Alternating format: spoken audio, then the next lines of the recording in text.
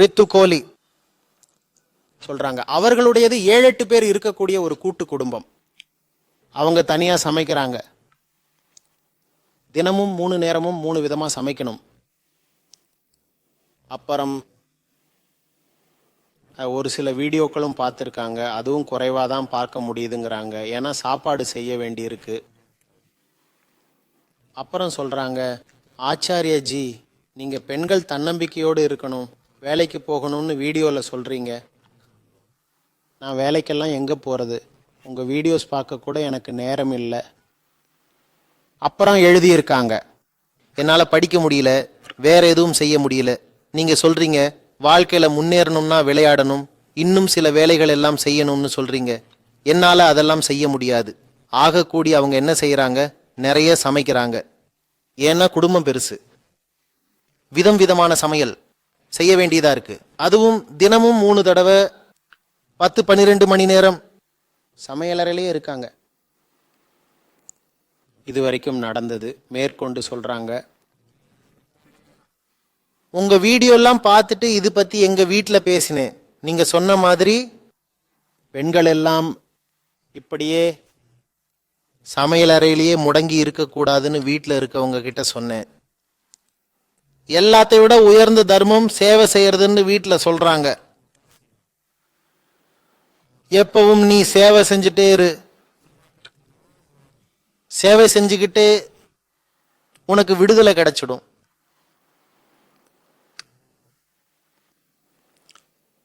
அப்படின்னா ஆச்சாரியஜி, நான் இப்படி சேவையே செஞ்சுட்டு இருந்தேன்னா உங்கள் வீடியோ பார்க்க வேண்டிய அவசியம் என்ன? வேலைக்கு போகிறதெல்லாம் நடக்கிற வேலை இல்லை.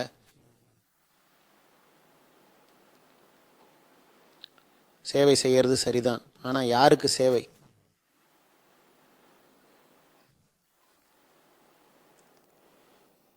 எதுக்காக சேவை? சேவை செய்யறீங்கன்னா யாராவது அந்த சேவையை ஏத்துக்கிறவங்களும் இருப்பாங்க. நீங்க சேவை செய்யறீங்க, உங்க சேவையை யாரோ அனுபவிக்கிறாங்க. யார் உங்களை சேவை செய்ய சொல்லி வற்புறுத்துறாங்களோ அவங்களுக்கு அந்த சேவையினால லாபம் இருக்கலாம் இல்லையா? அப்புறம் கான்ஃப்ளிக்ட் ஆஃப் இன்ட்ரெஸ்ட் வருது. COI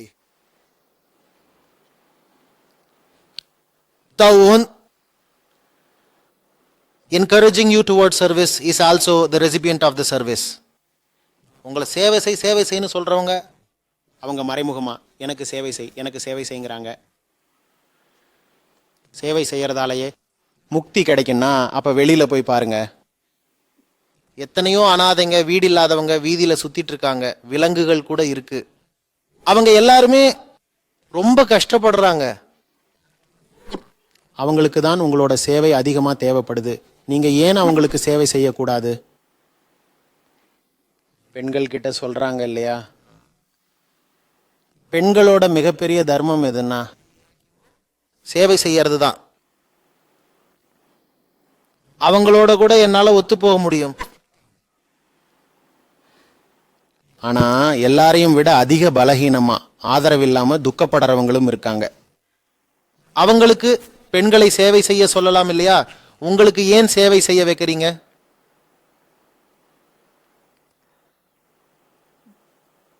பாருங்க சகோதரி ரித்துஜி, நீங்க 7-8 பேருக்கு சாப்பாடு பண்ணி போட்டுட்டு இருக்கீங்க. அவங்க உண்மையா இயலாதவங்களா கஷ்டப்படுறவங்களா இருந்தா விஷயமே வேற. 7-8 பேரும் சின்ன குழந்தைகளா இருந்தாலும் பரவாயில்ல. இத்தனை சின்ன குழந்தைங்க வீட்டில் இருக்காங்க. 9 ரொம்ப சின்ன குழந்தைங்க. நீங்க தான் அம்மா. நீங்க தான் இந்த 8 பேருக்கும் சமைச்சு போடணும், இல்லைன்னா பட்டினி தான். அப்ப நீங்க சமைச்சு போட்டுட்டே இருங்க, நான் ஒன்றும் சொல்ல போறதில்லை. இல்லைன்னா அந்த 9 பேரும் நோயாளிகளாவோ உடம்புக்கு முடியாத வயசானவங்களாவோ இருந்தாலும் நான் ஒன்றும் சொல்ல போறதில்லை. சேவை பண்ணிட்டு இருங்க, அவங்களுக்கு சமைச்சு போடுங்க. அவங்களுக்கு உங்களோட பணிவிடை ரொம்ப அவசியம். இந்த 7-8 பேரும் குத்துக்கல்லாட்டம் இருக்காங்களோ என்னவோ, 8 பேர் சாப்பிட்றாங்க, நீங்க சமைச்சுக்கிட்டே இருக்கீங்க. நீங்க சொல்ற நேரத்தை பார்த்தா 10-12 மணி நேரம் சமையல் அறையிலேயே போகுதுங்கிறீங்க. எனக்கு என்னவோ இவங்களெல்லாம் குழந்தைங்க மாதிரி தெரியல. இவ்வளவு சாப்பாடு குழந்தைங்களுக்கு செஞ்சுட்டு இருக்க மாட்டீங்க. இன்னும் நீங்க எழுதியிருக்கீங்க 3 தரம் 3 விதமா செய்யணும். ஒவ்வொருத்தருக்கும் ஒவ்வொரு மாதிரி தேவைப்படுது. குழந்தைங்க இந்த அளவுக்கு கேட்க மாட்டாங்க. அப்படியே கேட்டாலும் மிரட்டி பேசாம இருக்கிறத தின்னுன்னு வாயை மூட வச்சிடலாம். யாருங்க இவங்க? ஒருத்தர் எனக்கு தோசை வேணுங்கிறாரு, இன்னொருத்தர் பூரி வேணுங்கிறாரு. அப்புறம் நீங்க தோசையும் சுடணும் பூரியும் சுடணும். அவங்க வேற உங்களை சேவை செய்யுங்கிறாங்க.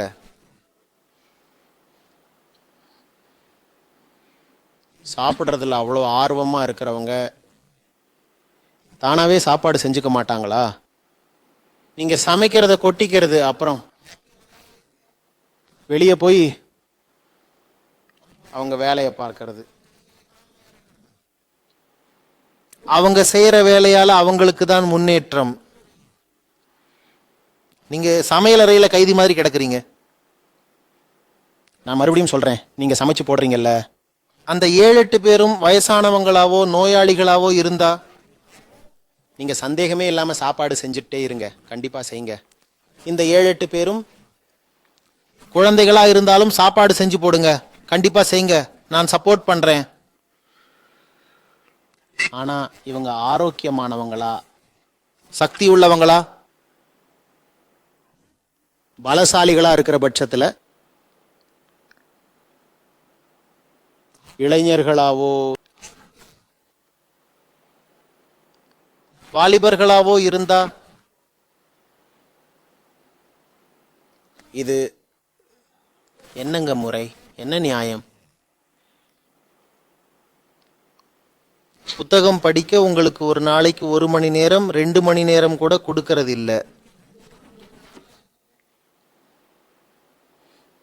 செய்தித்தாள் படிக்கவோ நாலேஜ் வீடியோ பார்க்கவோ வீட்டுக்கு வெளியே போய் ஏதாவது ஒரு கோர்ஸ் பண்றதுக்கோ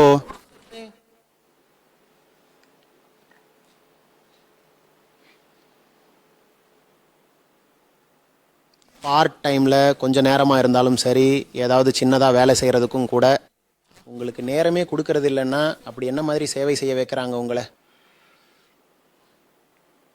அவங்களுக்கு சேவை செய்யறது தான் உங்க தர்மம்னா உங்களுக்கு சேவை செய்ய வேண்டியது அவங்க தர்மம் இல்லையா? இல்ல ஆண்களுக்கும் பெண்களுக்கும் வெவ்வேறு தர்மமா? ஆம்பளைங்க வேலையை திங்கிறது தான் தர்மமே. இதுதான். எந்த அளவுக்கு கொட்டிக்கிறாங்களோ அந்த அளவுக்கு அவங்களுக்கு மோட்சம் கிடைக்கும். பெண்களோட வேலையே வடிச்சு கொட்டுறது தான். வடிச்சு கொட்டி கொட்டியே அவ முக்தி அடைஞ்சிருவா.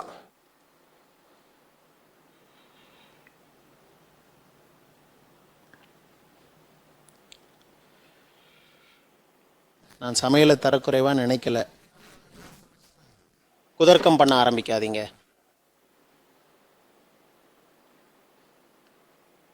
இங்க போத்துஸ்தல்ல எல்லாரும் முறை போட்டு சாப்பாடு செய்யணும். நானும் செய்வேன். உடம்பு சாப்பாடு இல்லாமல் இயங்க முடியாது. அப்ப சாப்பாடு செய்யறது எப்படி தாழ்வான கேவலமான வேலையாகும்? நீங்க சாப்பாடு செய்யுங்க. அதுல எனக்கு எந்த ஆட்சேபனையும் இல்லை. எனக்கு என்ன ஆட்சேபனைன்னா, அது என்னங்க அப்பேற்பட்ட ஒரு அமைப்பு? உங்களை சமையல் செய்யறதை தவிர வேற எதுவுமே செய்ய விடுறதில்லை. ஏன்னா சாப்பாடு செஞ்சாக வேண்டிய கட்டாயம். ஆனா சாப்பாடு எதுக்கு தேவை? உடம்புக்கு தேவை. அது நிச்சயமா ஒரு வகையில உபயோகமானதும் கூட. நானே சொன்னேன் நானும் சமைக்கிறேன்னு. ஏன்னா நமக்கு தெரியும் உடம்புக்கு சாப்பாடு தேவை, சாப்பிட்றதுக்கு ஒரு உபயோகம் இருக்கு. ஆனா இவ்வளவு சாப்பிட வேண்டிய அவசியம் இல்லை இல்லையா? நான் உங்களுக்கு முன்னாடி உட்காந்துருக்கேன். நீங்க என்கிட்ட கேள்வி கேட்குறீங்க. இப்ப நான் சாப்பாடு செய்யணும்னு எந்திரிச்சு போனா எப்படி இருக்கும்? என்ன சொல்லுவீங்க? இவர் ஒரு முட்டாள் ஆச்சாரியரா இருப்பார் போல. இவருக்கு இது கூட தெரியல. முக்கியமான வேலை எது? சோறாக்குறதா இல்ல வகுப்பு எடுக்கிறதா? சாப்பாடு செய்யறது உடம்புக்கு அவசியம்தான். வாழ்க்கையில மற்ற விஷயங்கள் எல்லாம் இருக்கு. அது மனசுக்கும் உணர்வுக்கும் ரொம்ப அவசியம். உங்களோட முதல் அடையாளம் உடல் கிடையாது, உங்களுடைய முதல் அடையாளம் உணர்வு. அப்போ எப்ப உங்களுக்கு உடலுக்காக வேலை செய்யறதா இல்ல மனசுக்காக வேலை செய்யறதான்னு ஒப்பிட்டு பார்க்க வேண்டியிருக்கோ, அப்ப நீங்க மனசுக்கான வேலைகளுக்கு தான் முதலிடம் கொடுக்கணும்.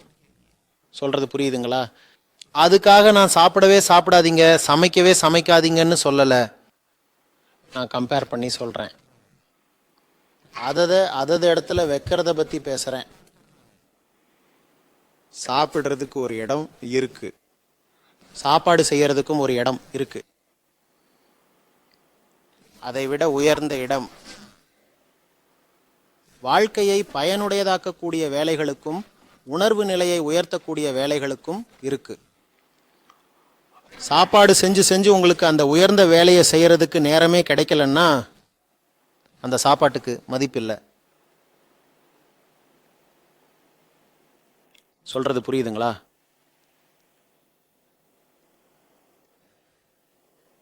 வீட்டில் எல்லாரையும் பேசலாம் வாங்கன்னு கூப்பிட்டு நியாயமாக நேர்மையான முறையில் கேளுங்க. இங்க எத்தனை பேர் சமையல் கட்டுக்குள்ளேயே போக முடியாத அளவுக்கு சத்து கெட்டு போய் உடம்புக்கு முடியாம இருக்காங்க? உங்களோட இன்னும் 4-5 பேருக்கு சமையல் செய்ய வரும், இல்ல சமைக்க கத்துக்க முடியும்னா அப்புறம் எல்லாரும் டர்ன் போட்டுட்டு செய்ய வேண்டியதுதான். அப்பதான் உங்க தலையில இருந்து இந்த வேலையோட பாரம் கொஞ்சமாவது குறையும். நீங்களும் சமைங்க, மற்றவங்களும் சமைக்கட்டும். இதுதான் உசிதம், நியாயம். சரிதான். மீதி நேரத்தில் தூங்கவோ அக்கம் பக்கத்துல வம்பு பேசுறதுலயோ கழிக்க கூடாது. அந்த நேரத்தை உங்க தனிப்பட்ட முன்னேற்றத்துக்காகவும் உள்முக வளர்ச்சிக்காகவும் பயன்படுத்தணும். சரிதானேங்க ரித்துஜி?